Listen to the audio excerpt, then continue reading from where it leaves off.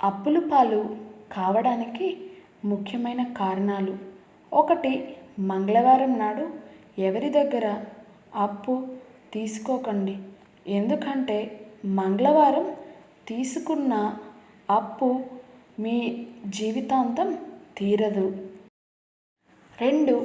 మంగళవారం మరియు శనివారం ఉప్పుని తీసుకురావద్దు, ఎందుకంటే ఈ రోజున కొనుగోలు చేసిన ఉప్పు జీవితంలో రుణాన్ని తెస్తుంది.